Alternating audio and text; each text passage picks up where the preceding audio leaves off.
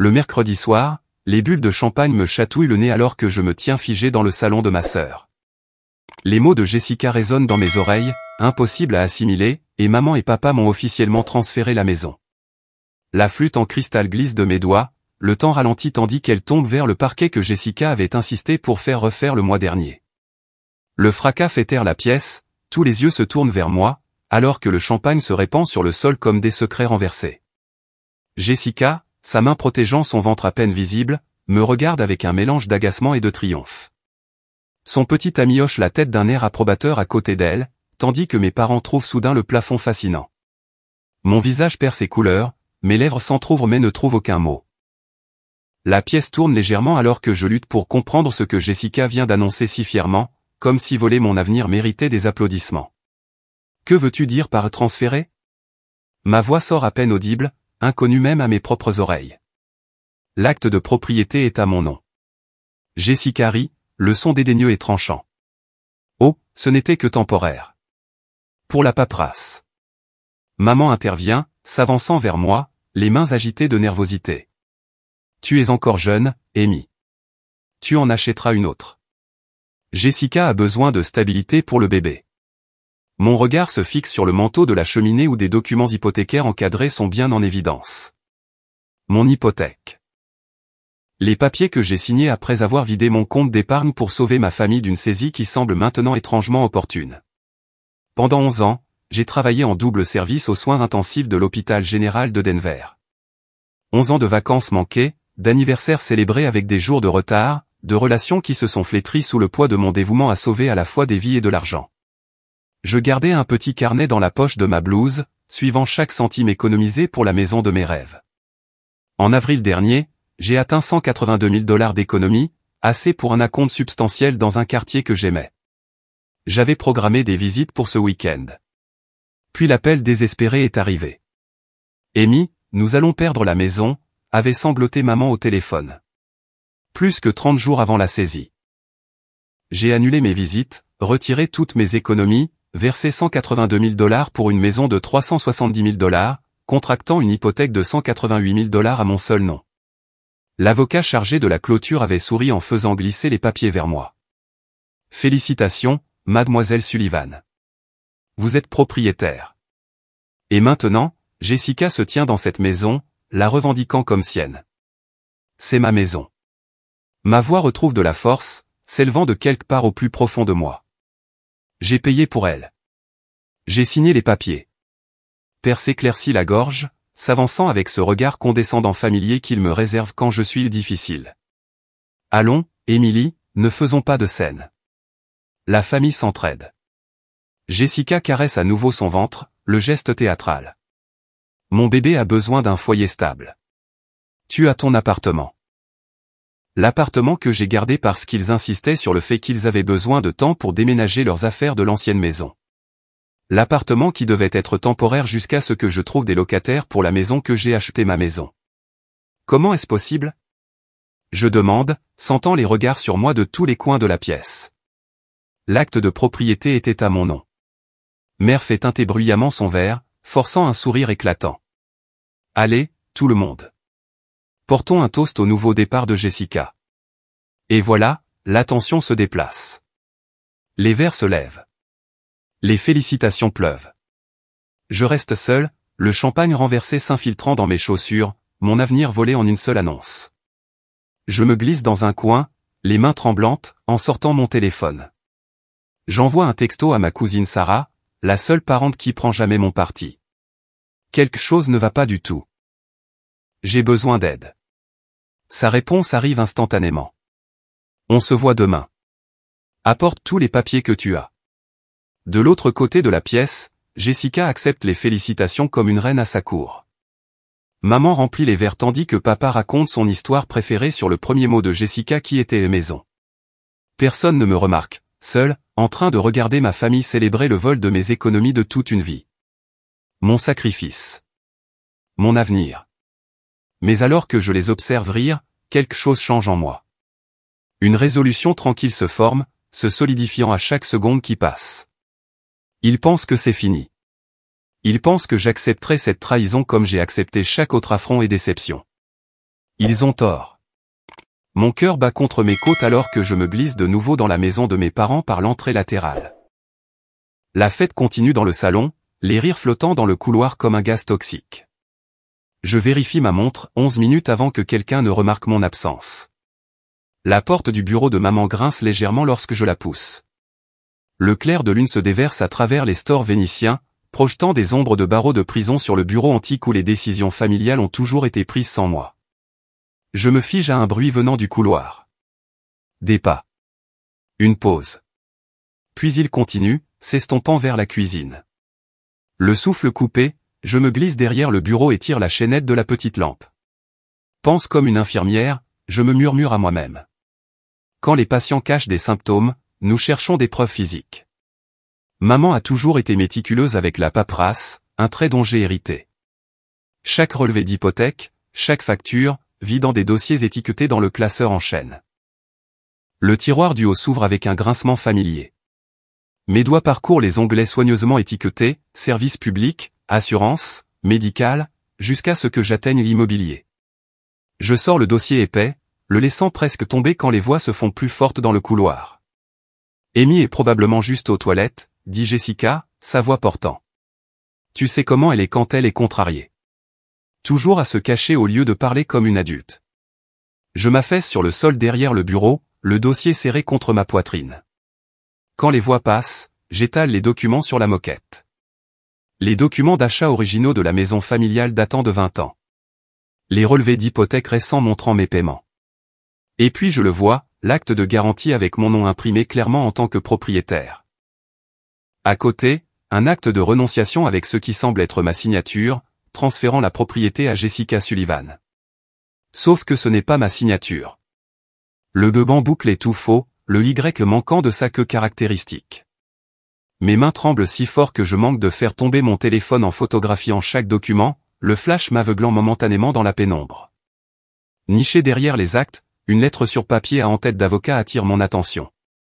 J'en parcours le contenu, ma formation d'infirmière gardant ma respiration stable même si la rage monte derrière mes tempes. Déconseille de procéder à cette action. Implication potentielle de fraude. La falsification est passible de sanctions importantes. D'autres pas s'approchent. Je remets rapidement tout dans le dossier, le glissant à sa place. La porte latérale offre une évasion silencieuse juste au moment où la lumière du bureau s'allume derrière moi.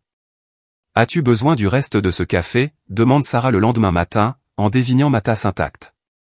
Nous sommes assises dans la banquette d'angle d'un des nièces, loin des autres clients.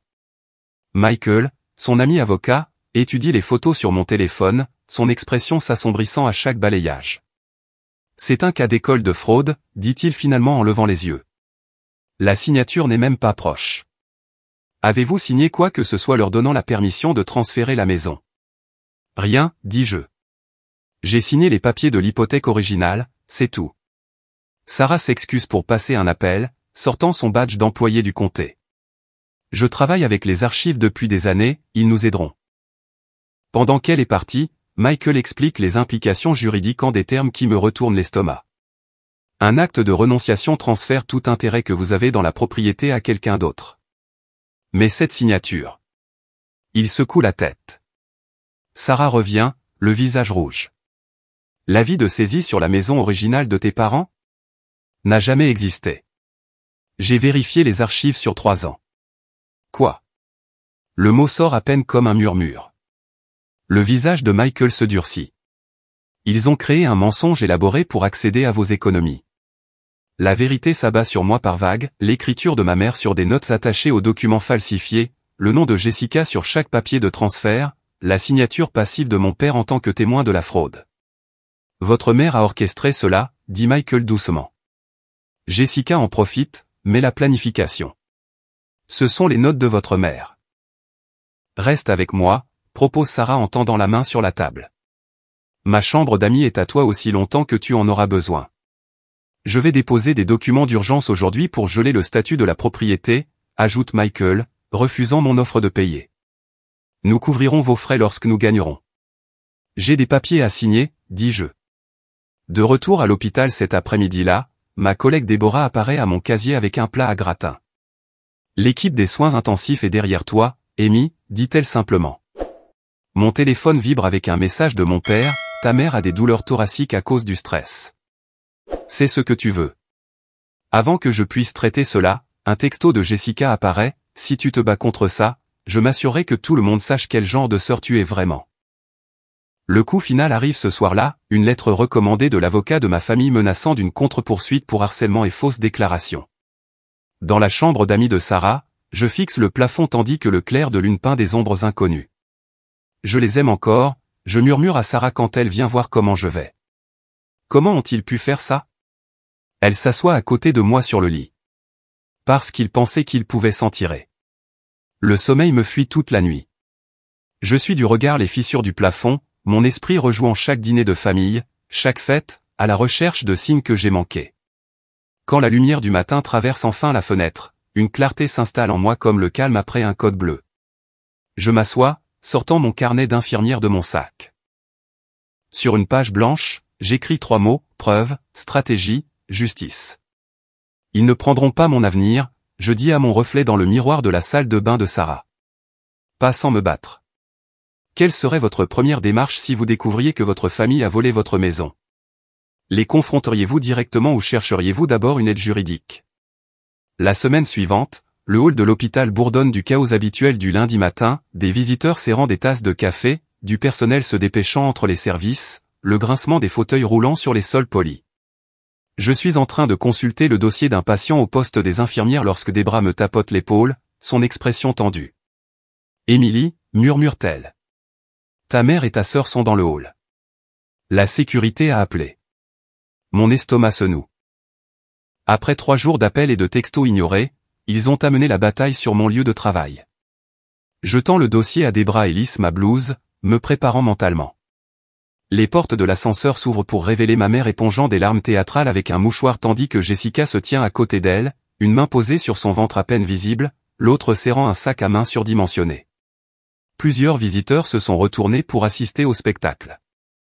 Amy, gémit mère quand elle m'aperçoit, sa voix portant dans tout le hall. Pourquoi déchires-tu notre famille? Après tout ce que nous avons fait pour toi. Je m'approche d'eux à pas mesurés, consciente des yeux curieux qui me suivent. Ce n'est pas l'endroit pour cette conversation. Jessica s'avance, ses 2 mains maintenant berçant son ventre, le visage contorsionné dans un masque de détresse. Le stress pourrait nuire au bébé, Émilie. C'est ce que tu veux? S'il vous plaît, baissez la voix, dis-je en remarquant Karl de la sécurité qui rôde à proximité. C'est un hôpital. Nous n'aurions pas à venir ici si tu répondais à nos appels, lance mère, sa façade larmoyante se fissurant brièvement. Ton père n'a pas dormi depuis des jours à s'inquiéter de ce que tu fais à cette famille. Un groupe d'infirmières de la pédiatrie ralentit le pas pour observer le drame qui se déroule. 2 de mes collègues des soins intensifs se tiennent près du chariot à café, observant avec inquiétude. C'est exactement ce qu'ils voulaient, m'humilier, me faire céder sous la pression publique. Je vous ai demandé de partir, dis-je fermement. Pas avant que tu n'abandonnes cette absurde affaire judiciaire, siffle mère en me saisissant le poignet. Ses doigts s'enfoncent dans ma peau. Karl s'avance. Mesdames, je dois vous demander de partir. Nous ne pouvons pas avoir de perturbations dans les zones de patients. Ma fille travaille ici, proteste mère, sa voix s'élevant de nouveau. J'ai tous les droits. Vous avez le droit de programmer une visite pendant sa pause, interrompt Karl, mais provoquer une perturbation est contraire au règlement de l'hôpital. Jessica éclate en de nouvelles larmes. Elle essaie de voler la maison de mon bébé, après tout ce que nous avons fait pour elle. L'absurdité de son affirmation me fait presque rire. Karl les guide vers la sortie tandis que mère continue sa performance, assez fort pour que tout le monde entende. Ta sœur a besoin de cette maison, Émilie. Le bébé a besoin de stabilité. Comment peux-tu être si égoïste? Les portes se referment derrière eux, mais le mal est fait. Des chuchotements se propagent dans le hall. Je reste figé jusqu'à ce que l'infirmière Wilson me touche le coude. Le docteur Wilson veut vous voir, dit-elle doucement. Je couvrirai vos patients. Le trajet jusqu'au bureau du directeur de l'hôpital semble interminable. Mes collègues détournent les yeux ou m'offrent des sourires compatissants à mon passage. Ma carrière a toujours été distincte de mon drame familial, jusqu'à maintenant. L'assistante du docteur Wilson me fait entrer directement dans son bureau. Je me prépare aux répercussions professionnelles d'avoir le spectacle de ma famille perturber les opérations de l'hôpital. Emily, dit le docteur Wilson en se levant de derrière son bureau. Son visage buriné montre de l'inquiétude plutôt que du mécontentement. Asseyez-vous, s'il vous plaît. Je me perche sur le bord d'une chaise, les mains fermement jointes sur mes genoux. Je m'excuse pour la perturbation, monsieur. Cela ne se reproduira plus. Ce n'est pas pour ça que je vous ai appelé. Il s'assoit en face de moi, se penchant en avant. Votre famille a appelé des membres du personnel, y compris moi, avec des accusations préoccupantes. Mon visage brûle d'humiliation. Bien sûr, ils ne s'arrêteraient pas à une scène publique. Ils ont appelé tous les chefs de service, poursuit-il. Que pouvons-nous faire pour vous soutenir? La question me prend complètement au dépourvu. Me soutenir, moi? Emily, vous êtes avec nous depuis 11 ans. Vous êtes l'une de nos infirmières les plus dévouées. Sa voix s'adoucit. La famille devrait protéger, pas exploiter. Vous êtes de la famille pour nous ici. Quelque chose se brise en moi. Après des jours à me contenir, à présenter un visage calme au monde pendant que ma famille détruit systématiquement ma vie, la gentillesse inattendue fait voler en éclats mon contrôle. Les larmes coulent sur mes joues avant que je puisse les arrêter. Je suis désolé, je murmure en cherchant un mouchoir.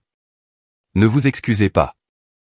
Le docteur Wilson pousse une boîte vers moi. Prenez votre temps. Racontez-moi ce qui se passe.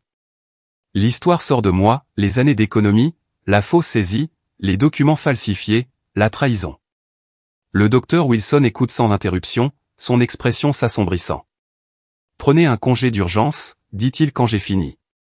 Payez. J'organiserai la couverture de vos quarts de travail. Je ne peux pas demander de traitement de faveur. Vous n'avez pas demandé, j'ai offert. Son ton n'admet aucune discussion. Prenez d'abord soin de vous, Emily.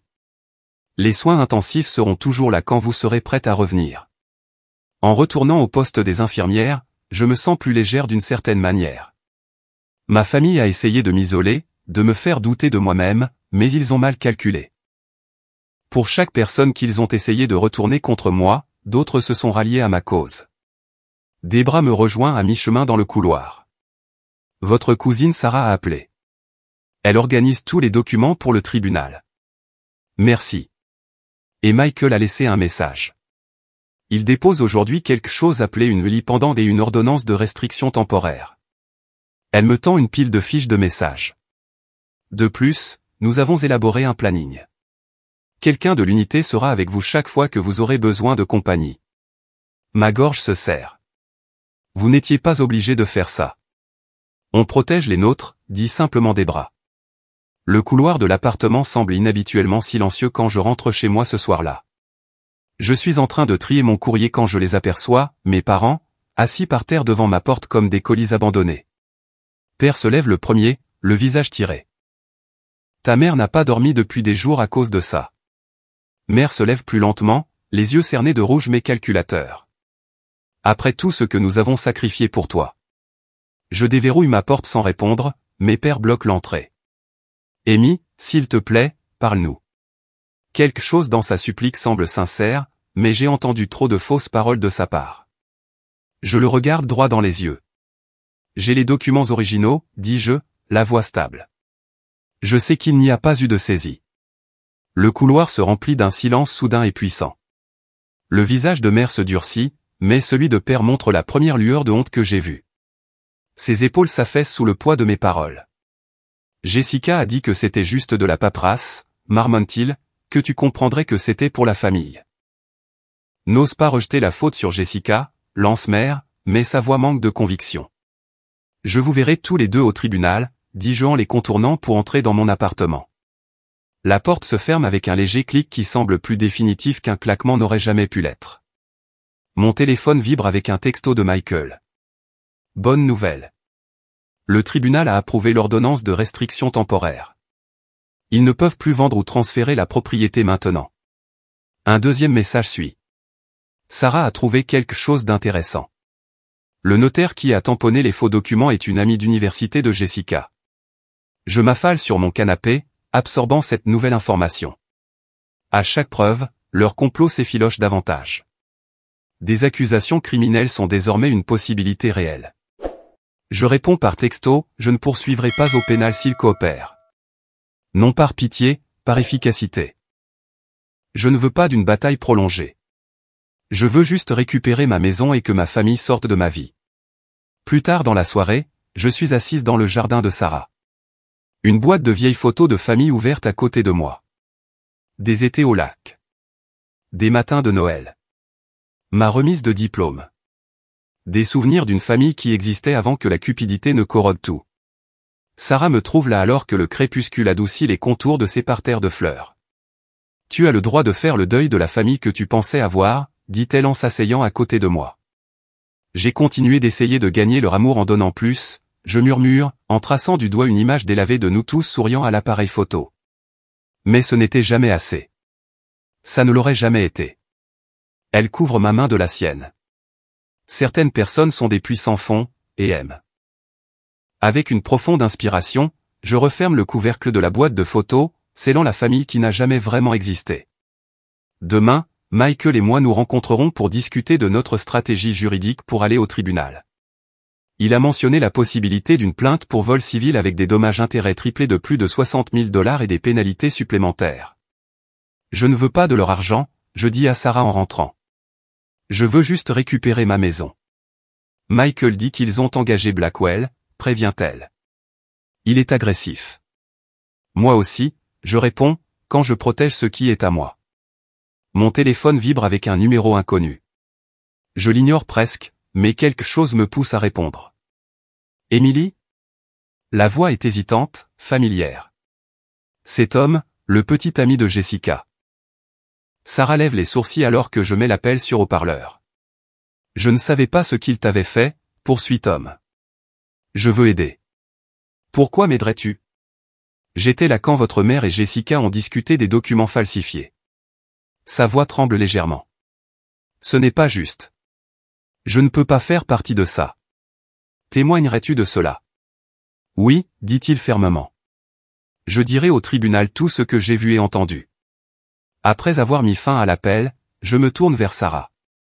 Un calme étrange s'installe en moi pour la première fois depuis des semaines. Tout vient de changer. Le jeudi de cette semaine-là, le palais de justice est intimidant avec ses colonnes de marbre et ses couloirs résonnants, mais je me tiens droit aux côtés de Michael alors que nous entrons dans la salle d'audience numéro 3. Mon badge des soins intensifs reste épinglé à ma blouse, un petit rappel de qui je suis au-delà de ce cauchemar. Prête ? La voix de Michael est stable, sa mallette contenant des semaines de préparation méticuleuse. Je hoche la tête, balayant la pièce du regard. Jessica est assise au premier rang, sa grossesse maintenant bien visible dans une robe moulante. Mère éponge des larmes théâtrales avec un mouchoir tandis que père regarde droit devant lui, le visage de Pierre. La juge Harriman regarde par-dessus ses lunettes de lecture alors que nous nous approchons. Sullivan contre Sullivan. Litige immobilier impliquant une falsification présumée de documents. Michael se déplace avec une précision calme, déposant les documents devant la juge comme on place des instruments chirurgicaux sur un plateau. Votre honneur, nous avons des preuves de falsification de signature, de fraude notariale et de fausses déclarations délibérées. Les sourcils de la juge se haussent alors qu'elle examine les documents. Son doigt trace les signatures côte à côte, la véritable que j'ai fournie sur mes papiers d'hypothèque contre la contrefaçon maladroite sur l'acte de renonciation. Et vous êtes l'unique titulaire de l'hypothèque ? Me demande-t-elle directement. Oui, votre honneur. J'ai fourni la totalité de la compte de 182 000 $ et j'ai signé pour le montant restant de l'hypothèque.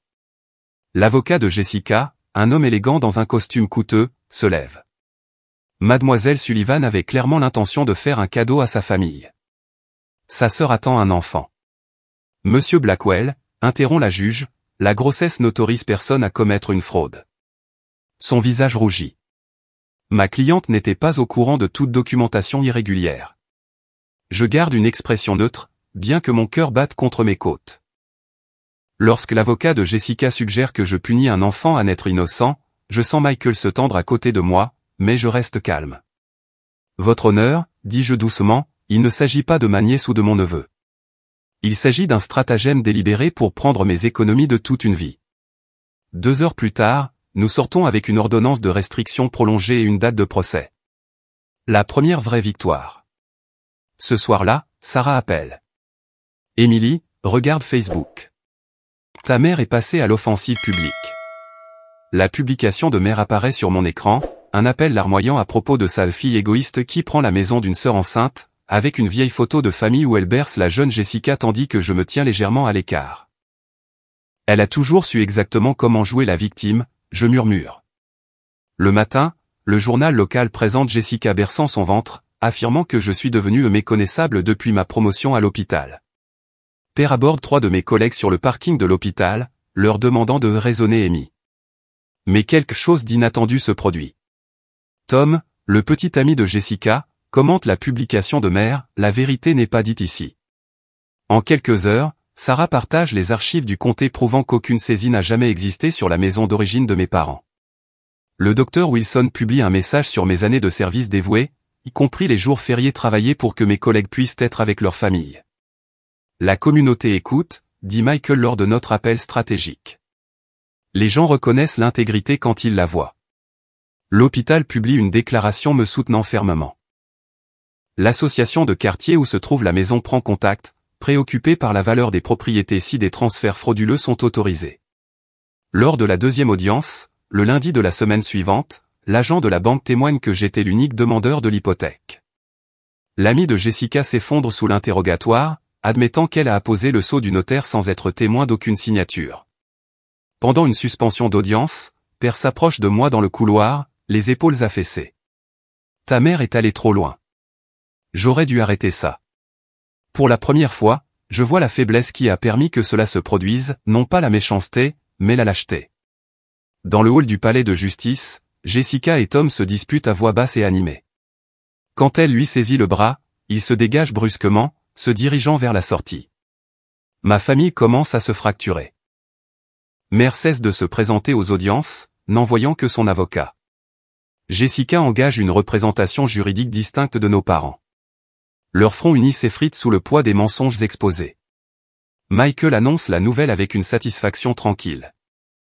La décision préliminaire du juge favorise votre revendication de propriété. Ils n'ont aucun fondement juridique. La maison est à vous. Cet après-midi-là, leur avocat propose un règlement, rendre l'acte de propriété si j'abandonne toutes les poursuites. Pas assez, répond Michael sur mes instructions. Restitution complète de la propriété et tous les frais de justice payés par eux. Je suis en train de me laver les mains avec de l'antiseptique de l'hôpital ce soir-là quand mon téléphone vibre. Le nom de Jessica apparaît sur l'écran avec un message qui me fige, il faut qu'on parle. Seul. Je fixe ces mots, l'eau coulant toujours sur mes doigts. Après tous les mensonges, la manipulation, la diffamation publique de mon nom, elle veut me rencontrer. L'ancienne Émilie se serait précipitée pour s'arranger. La nouvelle Émilie ferme le robinet, se sèche les mains méthodiquement et réfléchit à sa réponse avec le même soin qu'elle accorde aux patients critiques. Le mercredi matin de la semaine suivante, les coups à ma porte résonnent dans mon appartement comme le tonnerre. Je me fige, ma tasse de café à mi-chemin de mes lèvres, reconnaissant le rythme distinctif, 3 coups secs, suivis d'une pause, puis de 2 autres. Le coup de signature de maman. Amy, ouvre. Il faut qu'on parle. Sa voix traverse la porte, assez fort pour que tout l'étage entende. Je pose ma tasse avec précaution, respirant profondément comme le docteur Wilson me l'a appris lors de nos séances de conseil. L'horloge indique 7h14. Bien sûr, il viendrait tôt, me surprenant avant mon service. Quand j'ouvre la porte, il se précipite en avant comme des flots. Les yeux de maman sont cerclés de rouge, le mascara maculé en dessous. Jessica se tient légèrement en retrait, une main protégeant son ventre, qui semble avoir doublé de volume depuis la dernière fois que je l'ai vue. Papa rôde sur les bords, son visage un masque d'inquiétude étudié. Les voisins regardent, dis-je doucement en reculant. Qu'ils regardent, gémit maman, mais elle entre quand même. Tout le monde devrait voir ce que tu fais à cette famille. Jessica renifle de façon dramatique, en s'épongeant les yeux avec un mouchoir. Le bébé a donné des coups toute la nuit, le stress l'affecte. Papa ferme la porte derrière eux, puis se penche près de moi. Ça va détruire la santé de ta mère, murmure-t-il, une menace enveloppée d'inquiétude. Sa tension artérielle est au plus haut. Il se positionne stratégiquement dans mon petit salon. Maman près de la fenêtre, où la lumière du matin attrape ses larmes. Jessica sur mon canapé, la main toujours sur son ventre, papa debout, les bras croisés. Une agression coordonnée. Ton père pourrait perdre son emploi à cause de ça, annonce maman, la voix tremblante. Son patron est ami avec notre avocat. Jessica hoche la tête vigoureusement. Et tout le monde à l'hôpital en parle. Le docteur Rainer m'a dit que les infirmières choisissent leur camp. Si tu traînes ça devant les tribunaux, personne ne gagnera, ajoute papa. Les frais de justice nous ruineront tous. J'écoute chaque menace, notant la livraison étudiée, la façon dont leurs yeux se tournent pour évaluer ma réaction. Pendant 11 ans, j'ai surveillé les signes vitaux des patients, apprenant à repérer le moment où la panique se transforme en acceptation. Je reconnais maintenant les mêmes schémas dans ma famille, le désespoir croissant, l'approche synchronisée. Voulez-vous du café ? Je demande calmement. Ma réponse les déstabilise. Ils échangent des regards, momentanément déséquilibrés par mon calme. On n'est pas venu pour le café, lance Jessica. Je sais pourquoi vous êtes venu. Je me dirige vers le petit bureau dans le coin où se trouve un dossier manille, précisément centré sur la surface polie. Mais avant que vous ne disiez un mot de plus, vous devriez savoir ce que j'ai. Le dossier fait un bruit satisfaisant en atterrissant sur ma table basse. Maman tressaille légèrement. Je retire le contenu méthodiquement, en plaçant chaque document en une rangée nette. Voici l'acte de garantie original avec ma signature. Je tapote le papier. Et voici l'acte de renonciation avec ce qui semble être ma signature, sauf que je ne l'ai jamais signé. Maman ouvre la bouche, mais je lève la main. Le geste la fait taire instantanément, un pouvoir que je ne savais pas posséder jusqu'à présent. Ce rapport provient d'un expert en écriture certifié confirmant la falsification. Un autre document rejoint la rangée. Voici mes relevés bancaires montrant chaque paiement d'hypothèque que j'ai effectué depuis la clôture. À chaque nouvelle preuve, le visage de maman perd de sa couleur. Jessica s'agite inconfortablement sur le canapé, les yeux allant des documents à la porte. Les archives du comté prouvent qu'il n'y a jamais eu de saisie sur la maison familiale. Le papier fait un bruit sec alors que je le pose. Et cette déclaration de l'ami de Jessica admet qu'elle a notarié le document de manière frauduleuse. Papa s'affaisse lentement dans le fauteuil, les mains tremblant légèrement. Enfin, nous avons l'affidavit sous serment de Tom décrivant en détail comment ce plan a été élaboré, y compris les dates des réunions et qui a dit quoi. Le téléphone de Jessica vibre. Elle le sort maladroitement de son sac, le visage pâlissant en lisant l'écran. Le procureur a des copies de tout, dis-je doucement. Le silence qui suit semble physique, comme une pression sur ma peau. À travers ma fenêtre, la lumière du soleil illumine les particules de poussière qui dansent dans l'air entre nous. Amy, tu dois comprendre, commence maman, sa voix maintenant douce comme du miel. Nous essayons seulement de. Vous n'avez pas seulement volé ma maison, j'interromps, me surprenant par la fermeté de ma voix. Vous avez volé ma confiance. Le téléphone de Jessica vibre de nouveau. Ses doigts tremblent en lisant. Tom dit que la police vient de partir. Il pose des questions sur le notaire. La peur rend sa voix stridente. Il me quitte, dit-elle. Il ne peut pas me faire confiance. Le sang-froid de maman finit par céder. Que as-tu fait ? Demande-t-elle, la douceur s'évaporant. Papa regarde les documents, la prise de conscience se faisant jour dans ses yeux. Des accusations criminelles. Murmure-t-il. Tom dit qu'ils ont parlé de fraude et de possibles peines de prison. La voix de Jessica s'élève. Maman, tu as dit que ça irait. Tu as toujours été si indépendante, Amy. Maman essaie de nouveau, en me tendant la main. Jessica a besoin d'eux. Ce dont Jessica a besoin n'est plus à moi de le donner, dis-je en me dégageant. Je vais dans ma chambre et reviens avec un document portant le sceau officiel du tribunal. Ceci est un accord de règlement. Signé aujourd'hui, et nous n'irons pas plus loin avec les poursuites pénales. Tu n'enverrais pas ta propre mère en prison, dit maman, mais l'incertitude vacille dans sa voix. Je ne le voulais pas, je réponds sincèrement. C'est pourquoi je propose cette alternative. Papa lit les termes du règlement à voix haute. Restitution complète de la propriété à Emily Sullivan, paiement de tous les frais de justice, clause de non-contact de 90 jours. Sa voix faiblit. Le visage de Jessica se décompose. Et le bébé ? Où allons-nous vivre ? Au même endroit où vous viviez avant d'essayer de voler ma maison, je réponds en offrant un stylo. Un par un, ils signent. D'abord papa, puis Jessica, enfin maman, sa signature, une griffure nette et en colère. Le stylo gratte le papier, marquant la fin de quelque chose que je ne peux pas tout à fait nommer.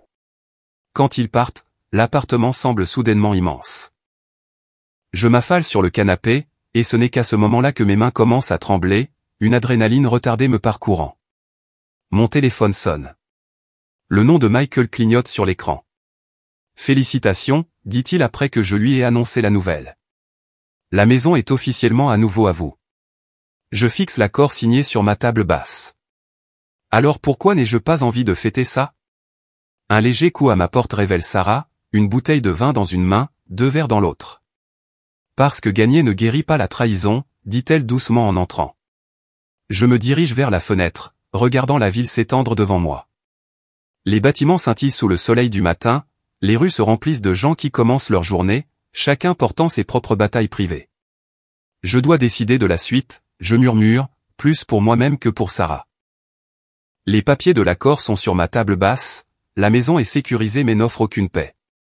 Dans le reflet de la fenêtre, je ne vois pas seulement moi-même, mais l'ombre de la femme que je suis en train de devenir, plus forte, certainement, mais portant une blessure que la victoire seule ne peut guérir. Le panneau à vendre se balance doucement dans la brise alors que je fais visiter la propriété à l'agent immobilier une dernière fois. La lumière du soleil entre à flot par les fenêtres fraîchement nettoyées, illuminant des parquets qui ne me rappellent aucun bon souvenir. Je n'ai jamais eu l'intention de vivre ici, j'explique à Marjorie, l'agent immobilier aux cheveux d'argent qui a tout géré avec une efficacité remarquable. Le prix de vente de 395 000 $ couvrira l'hypothèque et me permettra de récupérer mes économies. Ses yeux se plissent de compréhension. Parfois, le meilleur investissement est dans sa propre tranquillité d'esprit. 3 mois après la fin de la bataille juridique, je signe les papiers d'un charmant cottage de 310 000 $ à Grillet. La petite maison de 2 chambres avec son porche enveloppant et ses érables matures me parle d'une manière que la plus grande maison n'a jamais fait.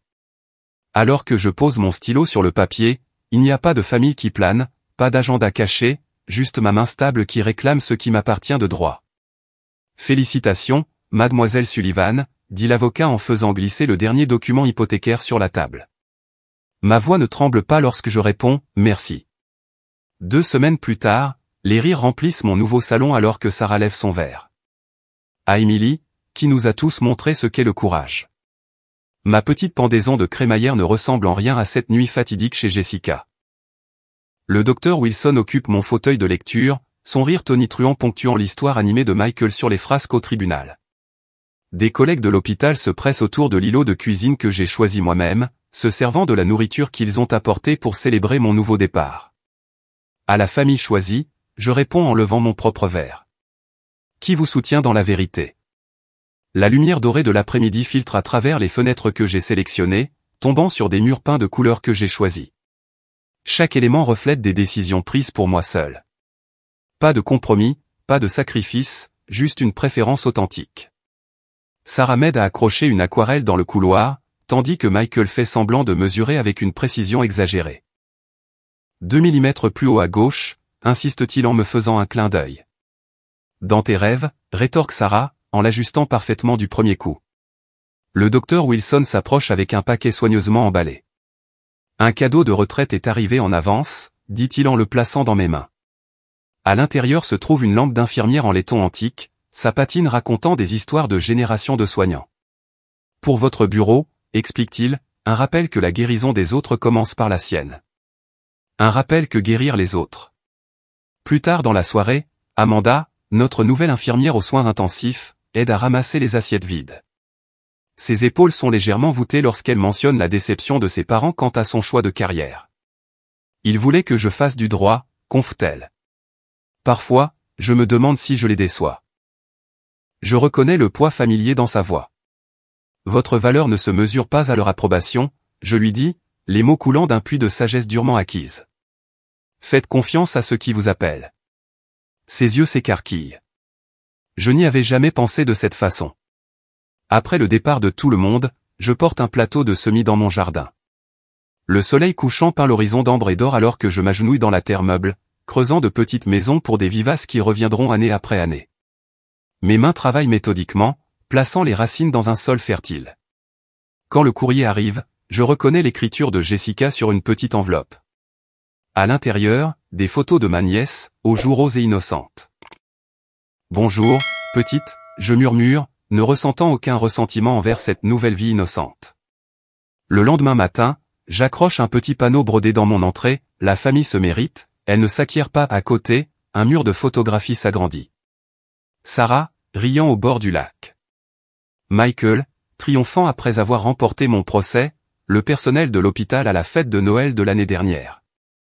Parmi elles, un cadre vide avec une note attachée, pour ce qui viendra ensuite. Debout dans l'embrasure de la porte de ma maison, je suis en silhouette contre la lumière chaude à l'intérieur.